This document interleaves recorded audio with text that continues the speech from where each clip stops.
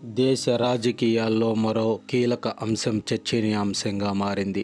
మహిళా రిజర్వేషన్ చట్ట సవరణకు సంబంధించిన బిల్లును డీలిమిటేషన్తో ముడిపెట్టి పార్లమెంట్లో ప్రవేశపెట్టిన ఎన్డీఏ ప్రభుత్వం అనుకున్న ఫలితాన్ని సాధించలేకపోయింది. రాజ్యాంగ సవరణకు అవసరమైన 3/2 మెజారిటీ రాకపోవడంతో బిల్లులు వీగిపోయాయి. ప్రధానమంత్రి నరేంద్ర మోడీ ప్రతిపక్షాలకు ఒక రాజకీయ సందేశం ఇచ్చారు. బిల్లులకు మద్దతిస్తే ఖ్యాతి మీకే దక్కుతుందని చెప్పినా ప్రతిపక్షాలు దాన్ని తిరస్కరించాయి. ఖ్యాతి అనేది ఎవరో ఇచ్చేది కాదు, తమ కృషితో సంపాదించుకోవాల్సిందేనని భావించి ఈ బిల్లులకు వ్యతిరేకంగా ఓటు వేశాయి. అయితే దీనివల్ల ఒక విమర్శ మాత్రం ప్రతిపక్షాలపై పడింది. మహిళలకు మరిన్ని సీట్లు వచ్చే అవకాశాన్ని కోల్పోయేలా చేశారనే నింద కొంతకాలం మోయాల్సి వస్తుంది. ముఖ్యంగా ఎంకే స్టాలిన్ వంటి నాయకులు ఈ పరిణామాలను రాజకీయ లాభాలకు ఎలా మలుచుకుంటారో చూడాల్సి ఉంది. ఇక 2023లో ఇదే మహిళా రిజర్వేషన్ బిల్లు చారిత్రాత్మక విజయాన్ని సాధించింది. కానీ ఇప్పుడు అదే బిల్లు విఫలం కావటం వెనుక రాజకీయ ప్రయోజనాలే కారణమా అనే సందేహం వ్యక్తమవుతోంది. మహిళల కోసం తీసుకొస్తున్న చట్టాలు నిజంగా వారి సాధికారత కోసం కాదా, లేక ఓటు బ్యాంకు రాజకీయాల కోసమేనా అనే ప్రశ్నలు తలెత్తుతున్నాయి. ఈ సందర్భంలో బీజేపీ కూడా విమర్శలకు గురైంది. మహిళా బిల్లును డీలిమిటేషన్తో ముడిపెట్టడం ద్వారా అనవసర వివాదాలకు తావిచ్చిందనే అభిప్రాయం వ్యక్తమవుతోంది.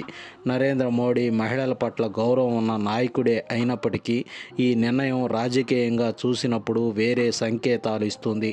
ఇక తెలుగుదేశం పార్టీ స్థాపకుడు నందమూరి తారక రామారావు మహిళలకు ఆస్తిలో సమాన హక్కు కల్పించిన విషయం ఈ సందర్భంగా గుర్తుకు వస్తుంది.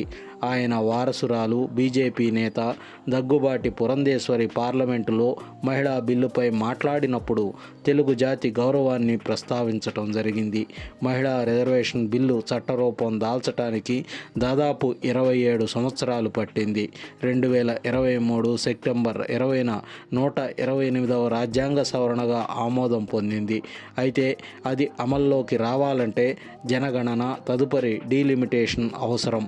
ఇదే అంశాన్ని ఇప్పుడు మళ్ళీ ముందుకు తెచ్చింది కేంద్ర ప్రభుత్వం. డీలిమిటేషన్ అంటే కేవలం సీట్లు పెంచడం కాదు, ఇది దేశ రాజకీయ ముఖచిత్రాన్ని మార్చే అంశం.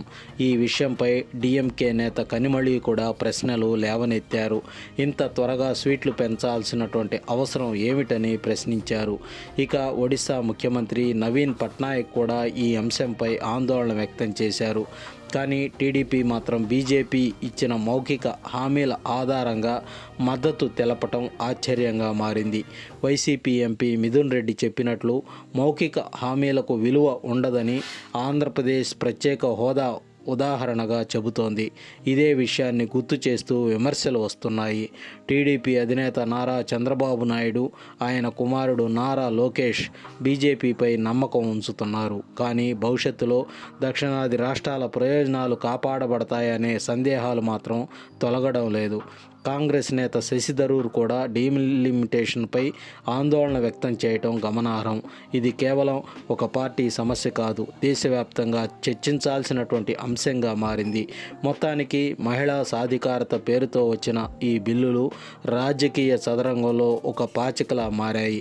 మద్దతు ఇస్తే డీలిమిటేషన్ ఒప్పుకున్నట్టే, వ్యతిరేకిస్తే మహిళలకు అన్యాయం చేసినట్టే అనే క్లిష్ట పరిస్థితి సృష్టించబడింది. ఇక బీజేపీ రాజకీయంగా ఈ అంశాన్ని ఉపయోగించుకోవటంలో కొంతవరకు విజయం సాధించింది. కానీ దీని వెనుక ఉన్న అసలు ఉద్దేశం ఏమిటి అనే ప్రశ్న మాత్రం ఇంకా సమాధానం కోసం ఎదురు చూస్తుంది. మహిళా సాధికారిత నిజంగా సాధించాలంటే చట్టాలు మాత్రమే కాదు, స్పష్టమైన ఉద్దేశం అలాగే పారదర్శకత కూడా అవసరం. లేకపోతే ఇవన్నీ రాజకీయ పాచికలుగానే మిగిలిపోతాయి.